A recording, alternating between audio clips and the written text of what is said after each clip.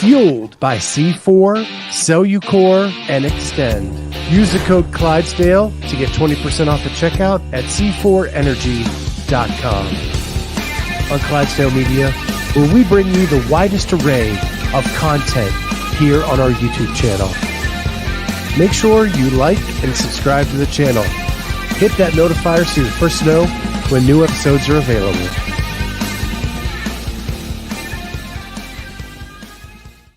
What is going on, everybody? Welcome to the Clydesdale Media podcast. We did the roundtable 2 hours ago.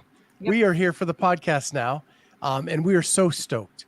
I am here with Amy Radowski, my co-host, and we have newly qualified CrossFit Games athlete, Shelby Neal. Woo! Congrats. So Shelby, thank you. How are you? Back. I'm good. Yeah, I just been getting back to the routine. So how hard is that? Like you go to Orlando, you qualify for the CrossFit Games, and in our little world, that's like so massive. But then you have to kind of come back to reality, and you work full time. Yes, just finished work a couple minutes ago. So you have to go back to the grind of a daily job. What is that, like a big pin in the balloon, or you just accept it and move on? It's definitely something to get used to, and I'm adjusting to like all the emotions and feelings and stress that comes along with qualifying, and then realizing, oh my God, I have to go back because this is a new experience for me. Usually my season ends, I'm like my year culminates that weekend and then it's over. So now, now you got my body. Yeah. Now it's like, okay, do that, but again, even harder. So we're just, my body's not used to going through that and like having all those emotions and all the, hormonal changes that are happening with that. And then having to like bounce back and then do it again, even probably harder. So definitely something to adjust to, and getting used to working again. It was tough. I was feeling so out of the loop and feeling so useless, but I'm back slowly to feeling normal again. So did you take a week off? I did. I took a week off. I was a little sick, unsurprisingly, for a whole week. Yeah. So I had to take it off. Yeah. I had that's not surprising, just like after that big of a stress on your body, but also just like you were saying, like the emotional stress of like the roller coaster of everything. Like, oh yeah, like just your body kind of shuts down and needs to recover. Yeah. Day 1 is like, I'm going to qualify. Day 2, I'm like, I'm not going to qualify. Day 3 is like, oh my God, I qualified. And then, oh my gosh, it's just up, down, like every single workout multiple times a day. It's extremely taxing, and my body, it does well, but it also, in many ways, it struggles. So it's hard for everybody, but everyone has their own challenges. So, So when before we get into the weekend that was, when is games training starting? Tuesday. I'm back. So I started Tuesday, which we are being really smart with how we're training, and I've been talking to my coach a lot about it. We've been like reflecting on the weekend. It was nice because we just gave each other, a week break from each other. We're like, don't worry about working out. You don't have to worry about coaching me. We both just chill, and we'll be excited to come back on Tuesday, which we were. It was a really fun session, but we're slowly going to build a volume back. And, like I said earlier, like my body's not used to, going through semis and then having to go even harder again for the game. So we're going to slowly ramp up the volume to get myself ready for that versus causing myself injury early on and having to deal with it and, delay training and preparing for the games. So will Whitney accompany you to the games? Yes. Yeah. She'll be my coach. So awesome. She was with me throughout all semis, like in like the next door room, just with me the whole time. So I'm excited for that again. It was me, Fallon, and Kelly and Frank all weekend. So to remind our audience, Whitney Glenn is your coach. Mm-hmm. And so, and she is a games veteran, so she's been through it. So you have someone in your corner that kind of knows the ins and outs of how it's going to play out when you get there. Absolutely, yeah. So when you guys are training, does she work out with you, or is she truly just your coach? So we used to, when I first started CrossFit, we used to be more competitive together. Once she went masters, I think she took a couple, like maybe a year or two kind of off-ish, and then went to masters. And she was kind of still competitive then, but more recently she had a baby with her wife, so she's been focusing more on busy stuff. Yeah, which I don't blame her. But it's actually been, I think it's been better for like our relationship, because she'll just watch me work out and she can physically see like where I'm struggling mentally, physically. And then I have other people that I work out with, so she's able to like see the workout fully from a different perspective. And I think she's, at least right now, not training super hard. She's mostly focusing on family. Mm-hmm. So what did you do to celebrate Sunday night? On Sunday night, we went and got sushi. It was my dad's birthday. I think I did say I was going to get sushi on the last podcast, or I said food, probably. Yeah, it was some kind of food. So I can't remember exactly. Yeah, I think. Oh, and sushi. What a birthday gift for your dad! Oh yeah. I was hoping the announcers would come over and be like, say something to me, and I could say like, "Happy birthday, Dad," but they didn't, so I missed out. So I want to walk through the events because it was kind of a roller coaster of a weekend, and it started with that ugly machine sled pool. And your group was the first group to see, touch, feel the sled. Yeah, it was. How did that go? An interesting workout.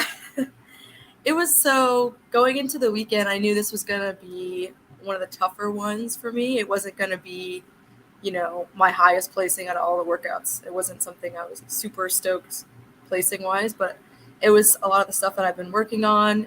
Been working on my running, which I thought was a really big part of the workout, at least the monostructural. The 3K echo wasn't so important, and neither was the 1K ski. It was mostly going to be being really grindy on the pulls, which ended up being grindier than anyone could imagine. And then the run was where you could really make up the most time. So I was really proud of it. I thought it went really well for me. I don't like going back and thinking about it. There wasn't too many things that I would change. I would change my ski pace a little bit, but other than that, I think it went pretty well. It was a bigger girl workout, we learned by all the data people were doing. I think they said the top 10 were 165 plus weighing women, and the bottom 10 were 135. So I weigh right in the middle, 150, and I placed right in the middle. So I just added to the parabola, I guess, or the bell curve. Wow, sorry. throwing out the big scientific words and math words. Not a parabola, a bell curve. So just from the naked eye, and I didn't do the research, I've been traveling back and forth and still jet lagged from California. I bet. It seemed like the taller the athlete was, the easier the sled pull was. Like the angle for being taller gave them some kind of an advantage. And you are definitely not in that taller range. No, 5'2". So, but you didn't struggle like some of the athletes did. It was just kind of like a little slower pull than some of the athletes. Did your sled ever like flip under or do any of the weird things that some of the people had? I don't know. I must be in my own little world, because people were telling me about it after, and I was like, I have no idea what you're talking about. I just pulled the sled. And I heard a lot of complaining about it, and I was like, well, just pull the sled. That's all you got to do. So it worked fine for me, I'm sure. I mean, it was painful. It was hard to move. It was really frustrating because it felt like you're putting so much in it, and then you're only halfway down the floor, and then you have to do it like 2 more times, and then you have 2 more rounds. But it was how we practiced it in my gym. We have we have rubber floors with like raised bumps kind of. And then we have like a metal sled. I put all 4 plates on there and tried to move it, and it didn't move at all. I still can barely move it on that floor. But we practiced it that way. So I wasn't too surprised. I was hoping that it would be a lot easier than how I practiced, but it was just as hard. So last question about that event is, did you ever get a groove? Like, did you figure something out during the process that made it easier, or did it just stay the same the whole way through? I'd say so. One of the things I found was that the sled moved really, really well when it was closer to me. So that was a little, I tried to gain on that, like a mental gain, is when the sled was really far down the field. Pulling it for some reason was so much harder. I don't know if it was just like the tension in the sled, or it was like I was pulling on the rope versus not pulling on the sled. But that last third, when it was a little bit closer to me, it felt like it would slide so much easier. And so I would kind of like try to move that easier part really fast to give myself, a little bit more time with the harder part of the sled. And knowing that, that easy part is coming was helpful. Yeah, so, and you being an engineer, I think that leads into that angle of the taller athlete. As it gets closer, your angle on the rope goes up. So I think there's something to that up pull. Yeah, probably because you're pulling slightly up as well. Yeah. So you get this event number 1 out of the way, right? It was one you were kind of concerned about, and it's always like the anticipation of the first workout. How did you feel emotionally after that? Like, okay, are you ready for event number 2? Or are you just like, that's done, let's go? What were you feeling at that moment? Kind of the same, like, that's done, let's go. And like, we knew, that was going to be a tough one. And now we move on to the next one and try not to focus too much on the leaderboard. Know that, this, I think when we were thinking about it during the weekend and after, we said, this is the workout that is going to reflect who goes to the games the least, just because of how the workout was structured. It's not something that's very CrossFit-esque. It's more just like work type of workout. Yeah, exactly. Grunt type of workout. So I think later on we could talk about which ones we felt like were the most CrossFit-esque that I usually do better in, but also, it just changes kind of how the leaderboard's going to be later. But the first workout, I felt like I had to just get a solid, middle of the pack placing was likely what I was going to get. I think I got like 20 something, right? Something like that. 27th. Yeah, right. Dead center, basically. Yeah. So that was tough. It's tough because I thought I put a lot of effort into that workout, and I was like, oh, I'm just center of the pack. That sucks. Yeah. But yeah. Mentally, because you're in a 60-person field, like the year before it's 30-person, 27th is like almost last. Mentally, were you able to decipher that this is middle of the pack, not towards the bottom? Yeah, a couple of weeks before, I was telling myself that like, last year I got top 5 in 5 events, and this year top 5 is top 10. So I have to keep telling myself that top 10 is, we're looking for like top 10, top 15 in every event. And that is what's going to get you, to the CrossFit Games, is the consistency. And I'd say last year I was more consistent overall. This year, less consistent, but it still was enough to get me to qualify. But I think you're right, the size of the field really, the mistakes add up a lot more in each event. And there's so many more people that are sliding in, like right in that, the center of that bell curve of scores.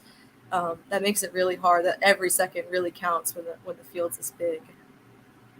Yeah. So then you move to the muscle up with the rucksack, some pistols, and then some burpee over the box. And I know that last year rope climbs were an issue for you. This is an upper body pulling. Are you good at muscle ups, or were you last year, or was that something you worked on? It was just rope climbs. For some weird reason, I was just not good at rope climbs. And I think it was partly because I didn't like rope climbs and I hated doing them and never practiced them. And they hurt my hands and I would always get, torn up. and I felt like I couldn't grip the rope, and I thought that my gymnastics background of climbing ropes was enough, which it wasn't. There's just so many really fantastic rope climbers in CrossFit. They just bang them out one after the other, and I mean, we see the men as well who are super tall. They can jump super high, and they just rip through rope climbs. I don't know how, but it was definitely a weakness of mine, and I never addressed it until after MAC last year. Fully, like a full year of just nailing rope climbs was really my focus. But as far as other pulling, strict pull-ups and muscle ups, I was great at. Gymnastics is my thing. So I was excited for this workout, and I liked that the ruck was added because I thought it would slow other people down and hopefully speed me up or not slow me down as much. I usually like when other people get slowed down and I can continue doing my normal pace. Yeah. So I was excited for it. I didn't practice this workout fully. I never practiced really any of the workouts fully. But I was excited because I very much so like pistols. I very much so like muscle ups, and I very much so like burpees. So it was just capitalizing on the 3 minutes fully and hoping it went well. So how did you break up the complexes? So the first round I went unbroken. Okay, go ahead. Go ahead. No, you first. Oh, sorry. The first round I went unbroken, and then the second round, I think I did like 3-2, something like that. I think I had maybe one fail in there, possibly. And then the third round, I wanted to do the same thing, but I went, I think I had 2 fails in there. So I went for a muscle up and fell short. So that was something I'm like looking to improve on for next time, is not having those fails, because those slowed me down. The first round, I got 20 burpees, and I was like, oh my God, I'm gonna get to 60 at this rate. Yeah. Holy crap. But then by the end, I only got, I think, something like 10 and then 7 burpees the next 2 rounds. So those fails really cost me a lot of time in a workout that I should have been really good at. So I think I probably could have done a little bit better on that workout after thinking about that weekend. Mm-hmm. So what I thought was interesting is in Pasadena, after having a week to see what everybody else did, they basically viewed the complex as a muscle up, a dip, and then a toes to ring. And then if they came down, that's when they would come down. Yes. I did that actually a couple times. Okay. Yeah. And then I kind of liked the other thing before the muscle up though. Mm-hmm. Really? I think it was hard to lift your chin up and look at the rings. So at the toes to ring gave me an opportunity to fix my grip a little bit before going for a muscle up. Whereas looking up at the rings was really hard, getting a good grip when I jumped up. I had one rep where I jumped, grabbed, and went going for a muscle up, and I had to just drop because I had missed the rings or it wasn't a good grip. Do you have long rings in long straps where you work out? Yeah, about as long as semis. Probably not as long as the games get, but those get insanely long. And then the other thing I heard, we talked to Marissa Flowers, who's a very small athlete, 4'10", and she said the wide box really blew up her legs. She got 50 at semis. Practice, she got 77. But because of that wide box, her legs just kind of blew up, and she didn't really account for that. Did you notice a difference on that?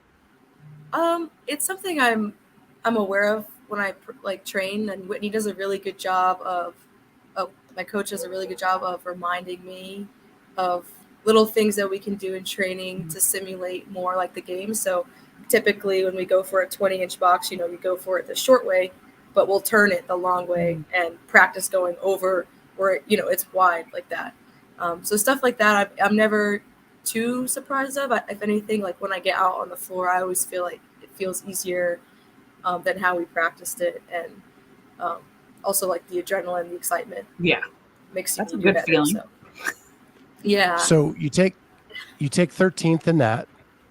So you have a 27th and a 13th. How are you feeling after day one?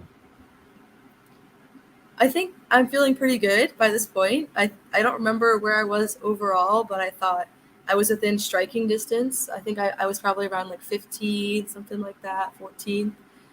So I thought, I'm making like that upward trajectory, and I thought the next day was going to be a good day for me as well. We had 3 events, so I wasn't too worried about like the amount of points that were still up for grabs. So I thought I had a really good shot by the end of the day. Day one, I thought the other days would be better for me, so I was hoping it was just up from here. So you wake up and you meet Linda, and maybe that didn't go as well as you thought. Yeah, Linda was tough. Yeah. Which part was tough for you? I mean, besides. Yeah, besides the whole. Yeah, just all of it. All of it. I mean, I think it was just a mentally difficult workout, and I think I let it get the best of me a little bit, and in it, and I went out a little bit too hot, I think, on the bench press, and ended up failing reps a little bit, and then mentally you can hear people passing you, and the announcers are letting you know where everybody is, so it's a little defeating, and I think mentally from the weekend, that's the workout I'm the least proud of, because I don't think it was reflective of my strength. I've done Linda before in regionals in 2018, and it went really well for me, and I have the capacity to do well in a workout like Linda, but I let the failures and my placing affect how I did. So how much did the placement of the dumbbells, like, so I noticed, like, if you missed, you had to kind of let them crash, and then you had to chase them down, bring them back to where you could kind of get to them, and then get reset. If you were like in a groove and you said, okay, I better stop here, you could almost rest them on your knees. You could set them down in front of you and really kind of set yourself up for the next reps. How much did that play a factor in your Linda score? I think it did play a factor, especially once you fail and you're moving them so much. I think a lot of it is just doing the workout. If I had done that workout at my own pace and kept my plan, I would have done astronomically better. But instead, I went out, a little hot, because I'm trying to keep up with all these people who are, stronger than me, maybe, and like have, this is their workout that they're most excited about this weekend, and I'm putting the pressure on myself to keep up with them. When if I just run my own race, I would do a lot better. And I think that showed in every workout after. I didn't make that mistake, and that's why I think I kind of moved up so much after that workout, is because I learned from Linda that we're not doing that again. So Chelsea Miller says, even though it is the least proud moment, can you consider it the best learning moment, just in the way you handle that frustration when it happens? Yeah, I think absolutely, and that's what I talked with Whitney about, and it's hard to. It was awesome at the end of the weekend to see like, oh, we qualified for the games, but at the same time, I'm thinking about Linda, and I'm like, oh, should I have qualified? Linda, really, you got me, you stinking. Well, but you can look as an observer, right? We get to see the whole floor. Yeah. A lot of people went out hot, and a lot of people crashed and burned. Yeah, and the best. And the people that kind of stayed back, laid back, and took their own pace did the best. Yep, and they just start slowly picking people off, and that's how I should have attacked that workout, because it's not my most strong movement in the world. It's just something that I do well, chipping away at and gaining confidence by passing people slowly instead of getting passed. So yeah. So then we move to the snatch, run, snatch, or the other way around, run, snatch, then snatch, run. And you pick up the pace a little bit. Right. Can you hear us? This was a good day. Shelby? This end of the day, really well. Uh-oh. Can you hear me? You're breaking up just a little. We can still hear you. It's just a little bit pixelated.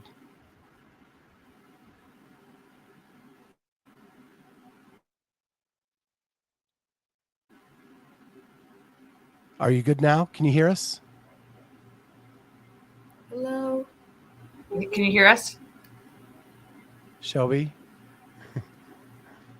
We can hear you. She's cleared up picture-wise. Yeah. So It seemed like there was a delay. Okay. So maybe she's going to leave Yeah. and come back. Okay. Well, she says she's been So working on running. Go ahead. Sorry. right. So the next workout is where you run an 800 and then you have whatever time is left of 6 minutes to establish a 1 rep max snatch. Then you get to reset with a rest. 2-minute rest. Yeah. And then you do, I think it's 10 or 12. 15, I thought. Maybe. 15 Sure. snatches at 125. And then you run an 800 for time. Yeah. So this one she did much better than Linda. Here she comes. Here she comes. And I think she's back. I don't know what that was. There we go. Sorry. It's okay. All good. We just described the next workouts, which is the run snatch into the snatch run. Much better than Linda. Yes. Yeah. What was your opening weight on your snatch? So this was the one workout that I practiced because I knew the 800-meter run was not going to be a very hard effort. And the max snatch is just a max snatch. Like my body could handle doing that a couple times. So I think we practiced this twice before the weekend. And every time we changed my starting weight and played with that.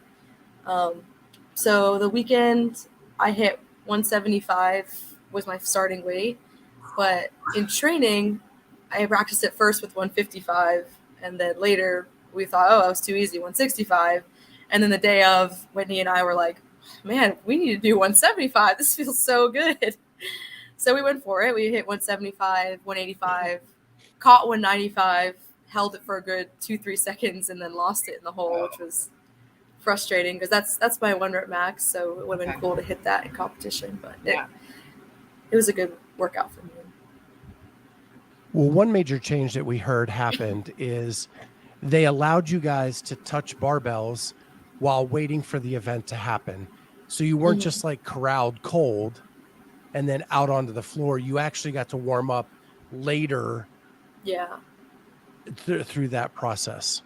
Yes. Right before we got out, there was a secondary barbell and people were loading it to like their starting weights and to other weights, but I didn't do that. I didn't touch it.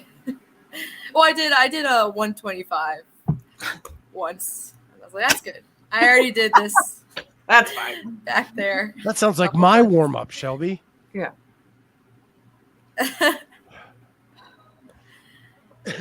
So are you happy? So you almost had the 195, which would have been super cool. You ended up with 185. That got you an 18th place. Yes. Have you looked to see what 195 would get you? I remember it was a lot better. Yeah. No, don't look now. No reason to. So then you go into the snatch run, and I'm assuming the 125 you could touch and go. Yeah, so that was another, I'd say, pretty proud moment from the weekend. I'm not the best at. I really don't like cycling a heavy barbell snatch. Like, I've always struggled with it, and I'm always the person that's doing singles or barely touching going compared to the larger girls. So that was a proud moment. 125 has never moved like that. I did all 8 reps unbroken, and then went for that run and felt like it was a really good run for me. Also something I had been working on this season. So yeah, that whole, like, the 2 workouts in a row was really usually goes well for me when there's 2 things in a row, just because like you have to have your game on and then rest and then get your game on again. So I like that style of workout. It went really well for me. I was a little bit nervous of like how many points I left out with the 195 miss, because I thought like, oh, maybe I should have done 190. Maybe I would have gotten that. That would have been, a couple more points. I didn't need to risk it, but I just went with my gut, and it was really as close as you could get. So that remaining time after the 800 didn't give like maybe 2 minutes, 3 minutes tops for people just to get your breath and kind of get a rep in. It created a lot of drama for the crowd. Yeah. But it was a lot of action in a short amount of time. Trying to follow it. Yeah, how was that to watch? Was it fun, or was there any time to even enjoy it? It was really tough. Honestly, you guys were facing the one area we couldn't be in as media. So we could either see you from the side or from the back. Right, and everyone's in a line, so. And you couldn't see the numbers. So for us, it was a mess. If you were sitting in that stands on that side, it was probably great. Yeah. But that's the one okay. event I think. Oh, good. Yeah, that's the one event I think live wasn't as good as if you were streaming it. Yeah. Now the only problem with streaming though is the camera focuses on where they want to focus. So if you are wanting to watch certain athletes, then you may not get to see that. But well, and different judges changed the placards after you were done differently. Yeah. Some left the last make on, some left the last attempt on, some zeroed it out. Right. So when you're going around to try to see like who did what, you had no clue. Yeah. Mess. Yeah. Consistency is nice across the board. Yeah, that's one suggestion that like we had for CrossFit was to have all your judges do the same thing. Like it would have been cool if they put it back to the last make, so everybody could have saw what you guys hit while you were doing the next event.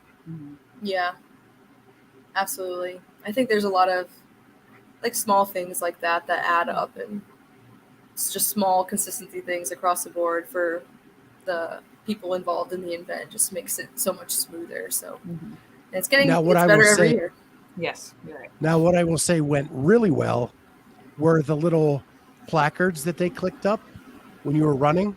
Yeah. I like that. If you were there live and you could see the judges move up and do it, it told you exactly who was in what place. Yes. Well, I could also see it out of my peripheral too. Yeah. And I could look at what I'm at and go, okay, like I was only 30 meters behind them when they moved them, and now I'm only 20. So I'm like gaining, my pace is getting better, or vice versa. So I liked that a lot.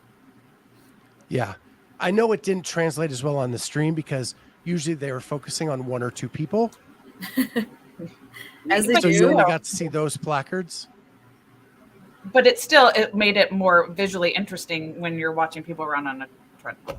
Yeah. I can at least kind of know we were so sure they were going to do shuttles for that, but apparently not. No runners. Yeah, thank goodness. I couldn't handle more shuttles. I thought it'd be more exciting to watch everybody like running, together. Well, there were predictions that they were going to make an indoor like run around the arena for the 800, which would have been kind of cool, but I don't know how they would have pulled it off. I don't know, but yeah. But you're going to the games, and you're definitely going to be running on land there. Yeah. Good old land. So you finished day 2. You have that Linda finish. I think you fell down the leaderboard a little bit. Where was your confidence at that point about making it in?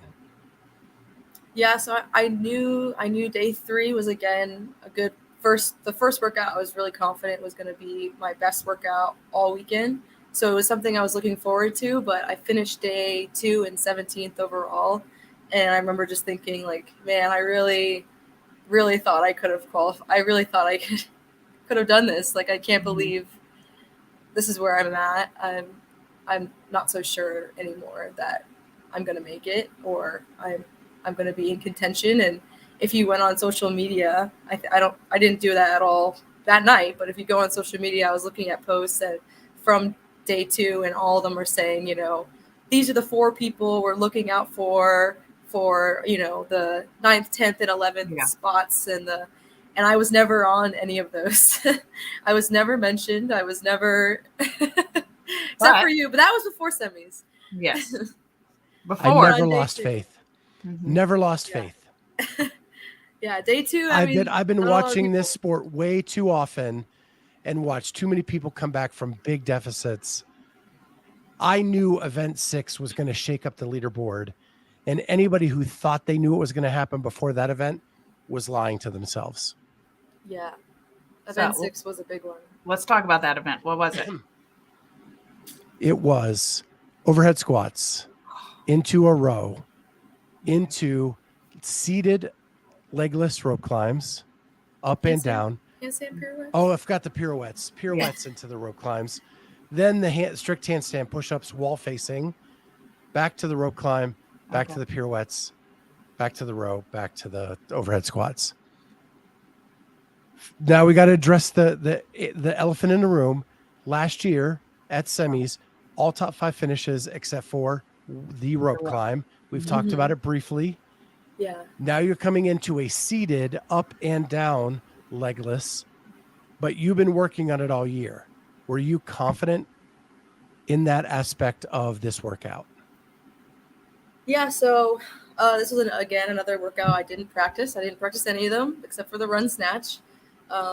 So we practiced all the movements, and we thought about how we were going to attack this. And I was really proud of just how I went about it. I really ran my own race, and I knew that, we also knew from the earlier heats that the whole workout was the second set of 2 rope climbs. Was as long as you don't fail any reps and you're going when you're confident you're going to make it, you were going to do well. And the remainder of the workout was just like, just whatever you've got left is what you're giving to that. And I gave everything I had. I mean, I don't know if you could see the last overhead squats that I did.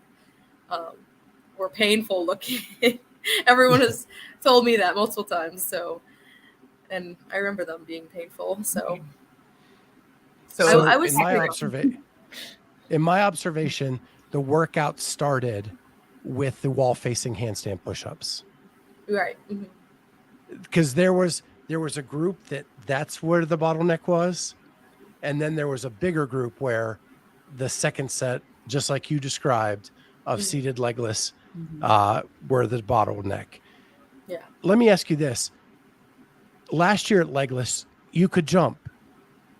Yeah. Right? And so the taller athletes had an advantage.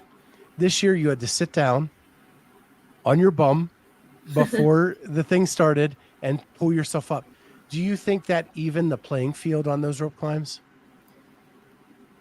I think a little bit, slightly. I think it didn't really matter. I think people are going to be just as good at seated as they are normal, as long as their speed down the rope on a normal one, is pretty good. If they're not like slowly lowering themselves. But I think it maybe leveled it a little bit. I think it's hard to compare for me because of how much work I did on them last year. Like I'm not like comparing the same. You're not the same athlete, because like I barely did rope climbs before MAC last year, and this year I did them all year. So I think it's hard to really know. I just think, I don't know why. I'm not really sure why they blew up so bad. My grip was so fatigued after the rope climbs, and it was only 4, and I've been doing workouts where I do 10, 15, 20 in a workout to like prepare myself for that volume, and this was only 4, and I felt like my grip was absolutely obliterated. I don't know why. It was just a really well written workout. It was just like an open workout where you're like, oh, on paper this looks fine, and then you do it, and this was the most painful workout all weekend. And how did you finish that one? Thing, what pace wise or placing? Yeah, place wise. What was that place at? 6th. Thanks, Scott. Just like, woo! There you go.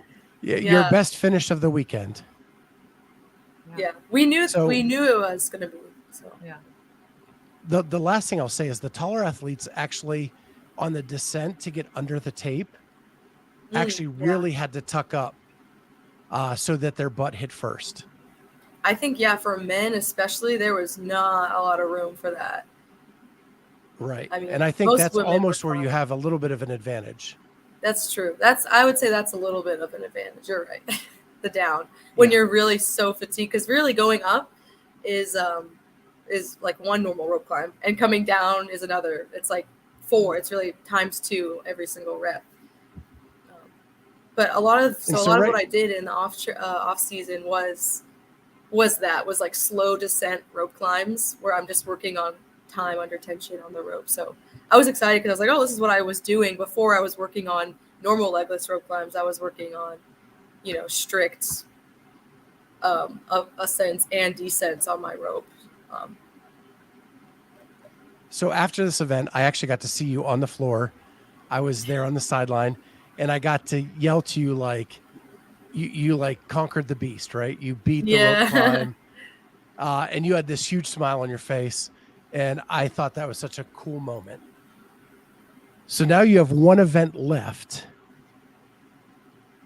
Do you think you can get in? Well, yeah, I thought I could get in because I was in 12th.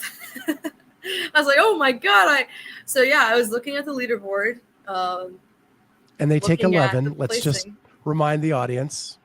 Yeah. I was looking at the placings, and there was a lot of wiggle room for, I think it was like even 10th, 11th, and 12th, and 13th. All of us were kind of in contention for that last spot. So there could have been a lot of shuffling, and I knew that going in. I knew like I was going to be in the center of the heat 5. And so everyone, the 2 people to the left and right of me, I needed to be to fully know that I was going to make it. And if one of them beat me, it was kind of up in the air. So when I ran through and knew that like there was nobody next to me that had beaten me, it was like I knew that I had done just enough to qualify, and that's kind of why I cried my eyes out. Let's see it, Schweitzer. Well, I want to talk about the workout before I see the end. But because you are not the athlete that I would typically say is going to crush an echo bike workout. Think again. Apparently, right? Were you worried about that at all, or do you believe in your power output? I've been working on it a lot. I've been working on power output and tons of sandbags. I talked about this last podcast. Tons of sandbags and tons of like sled pushes and echo bike sprints and stuff like that. That naturally isn't my, I'm not naturally gifted at. Something like toes to bar is something I'm naturally gifted at. So it was kind of like stuff I've been working on a lot and should be confident in, and stuff that I'm like naturally pretty good at in that last workout. And the sprint style, which is also not something I'm naturally good at, but I've been working on. And we did a workout really similar to this in training. And so it was like very comfortable when I was out there. It felt really familiar and good. And the toes to bar felt amazing. I did all the sets unbroken, and I'm told that the last set of toes to bar and the last echo bike was really what where I made the most ground up. So yeah, were you able to hold on to all 20 toes to bar? Yeah, I did them all unbroken. Yeah, and I think that was a big difference maker in this workout for both men and women. If you could hold on, it made a difference. So I'm going to play this video. Is this when you knew? Oof. Gives me chills. Oh my God, my hair's so bright. I always forget. Is that the moment you knew?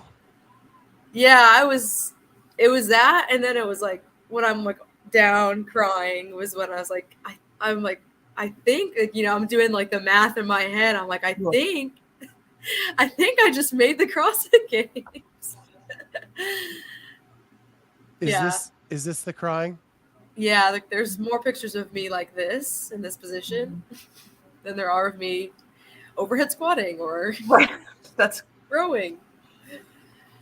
That's all right. That's the celebration of all your hard work. Yeah, it was a really crazy moment, and it felt so real, like on the floor. And then we went to drug testing, Right. and then I was like, okay, this feels like normal again. This is weird. I don't feel like I just qualified for the games because I'm just sitting here like with everybody waiting to pee. Yeah. So I got my start in CrossFit kind of as a volunteer. And one of the jobs I've had to do is take people to and escort them to drug testing. Mm. How do they expect you to sweat all this water out and then immediately have to pee? I don't know. I've been drug tested for forever. I got drug tested with USADA for weightlifting and all this stuff. So I don't mind. It doesn't bother me anymore. And it's not as tough as USADA. So I just kind of like just do whatever they want me to do. Just sit. They had like snacks and water for us. So, which is better than USADA. And you're not allowed to touch anyone. Well, that's what they say. That's not what people do. Right. But technically you're not supposed to touch anybody. So you can't even like give a hug to your coach or did you break those rules? I don't remember breaking any of the rules, but I know I saw other people breaking the rules, and they don't really put any of that on here. Anyways. Yeah, they don't brief us on that, so it's not really they never told us that, like, so. Yeah. Yeah. There were people reaching over the media pit to get to their coaches and loved ones and holding babies and like it was all happening. It's just a weird thing to me. If you have an escort, you just make sure they're not passing you something, right? Oh, okay. Yeah, I think that's all they're that's what it felt like when they were around me. Like they were just, I guess, just watching me, but there wasn't really, I was just kind of standing there. I wasn't doing much. Yeah. So you make the CrossFit Games, you do your drug test. And then according to your Instagram posts, you really like kind of sat in that emotion and just let it wash over you for the next day or so.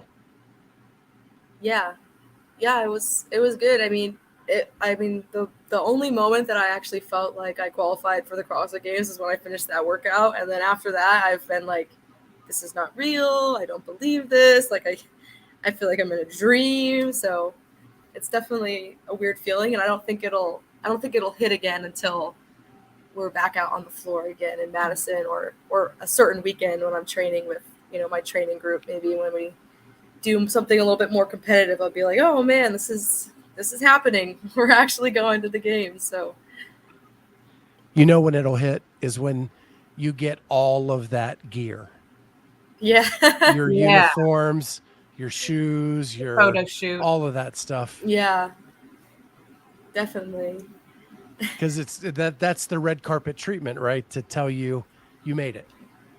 Yeah, there's a lot of things I'm like really looking forward to. I mean, if you watch the games documentaries and all that footage you see, it's like, man, I'm really gonna be there and in the same, environment. Like even just the athlete dinner where, you're there and Dave Castro comes out and like is acting all ominous and announces the first workout. Like I'm excited for that experience, and I'm excited for whatever they have in store for us. I know the games is just a lot of fun. They do a lot of wacky fitness things that you're like no one can ever be prepared for. So I'm excited for what that'll be. Have you ever gone to the games as a spectator? I have not. No, I was definitely like, I never want to go as a spectator. I want to qualify. And I think there's a lot of people who feel that same way. So that's really cool. That this is going to be your first experience there, first time seeing the Coliseum, North Park, all of that stuff. That's really cool. Yeah, it's helpful too with Whitney. She's competed as an individual at that venue, so it's knowing that I have someone in my corner that's extremely comfortable in this environment and used to it and knows what to expect. And she keeps on me with like all the heat times and make sure I'm getting enough food. And her main focus is just on me all weekend because she has no other athletes competing. So it's a really good relationship we have pairing. And I know we'll be ready. It's less that I have to worry about, even though it's my first year. Yeah. So the most important question is, did you have to postpone a trip because you made it to the games? Like a vacation? Because you're known to be a traveler, right? You like to see the sights, do the things. Everyone says that, and I feel like I don't travel enough. So, no, I didn't plan anything because I was confident. I was confident that I would make it, and I was planning my next trip to be Madison, and I was hoping that would happen. And I thought if I, made some plans, it would, what's the word? Like jinx me. Yeah. So my plan was, I'll go on vacation or I'll go to the games, and then after the games, I'll go on vacation. Vacation's not gonna not happen. Both of those. So. Yeah. So have you sat down with Whitney and made like a realistic goal for the games this year? As far as placing wise, or whatever that goal may be. I would say not yet, I'd say, but I have some in mind. She has some in mind, and we kind of like slowly we'll get there. We have talked about just, how everyone is expecting, this is their second, third, fourth, some of them 10th CrossFit Games that they've been to. So a lot of them are like more confident and have goals in mind, like placing wise, where I don't. I can like really come in and, not have the weight of what place I need to get weigh on me at all, because at this point, like even if I got last, I would be doing better than any year I've ever competed in CrossFit. So, and I think that's a good, mindset to have, is like, I don't have to worry about what placing to get. I can just go have fun. I can, I'll do my best when I'm having fun and not worried about like, I need to get top 20, I need to get top 10 or something like that. And I think it'll be hard to beat what I do this year in my rookie year, just because of, that stress won't be on me. Yeah. To do better than the year before. Right. You're going to go into that Coliseum. I think it's already sold out because I've seen people like trying to find tickets. What's that going to feel like being in this big arena and that large of a crowd? I think it's going to be so much fun. I am so excited, actually. I think semis, I've done it. I've done it so many times now that it's like, not that it's not exciting, but it's more nerve-wracking than anything. And again, the expectation is there. Like, I really think I can qualify, don't qualify multiple times. It's a roller coaster, and the games is just fun. Like, we finally made it to the end stage. Now we just get to like have a lot of fun with it. I'm really excited. And I'm really excited for the wacky events. I'm excited for like all the people and the energy, and all the clips I see always look so like movie-esque. So I'm kind of excited to be like in it. So last question for me. How big's the support crew going to be heading to Madison? I don't know, because the tickets have been tough. And I think people are still trying to figure that out. We're hoping that maybe people will start selling them once, the whole games field is made, and maybe some athletes don't qualify, and then people are selling their tickets. So I don't know. We only get a few as an athlete, so it might actually be like a little bit smaller, because we didn't, most people didn't buy tickets for the games in advance, for me. They didn't have the confidence in you like I did. Right. That's why you got your tickets to the games. Yeah. Amy, you got anything left? No, I'm just so excited to watch you in Madison and just see you take on the town and just really celebrate all of your hard work. So congrats. Thank you. I'm really, really excited. Yeah. Huge congratulations from us. We've been following you for a couple of years now. It's so cool to see when one of those athletes we've been following punches their ticket and makes it to the games. We get so excited for those athletes, and we're excited for you. Thank you. I really appreciate it. Thanks for having me on. Well, with that, everybody in the chat, thank you so much for joining us. Shelby, thank you. Good luck in training over the next couple months. Have a blast, and we'll see everybody next time on the Clydesdale Media Podcast.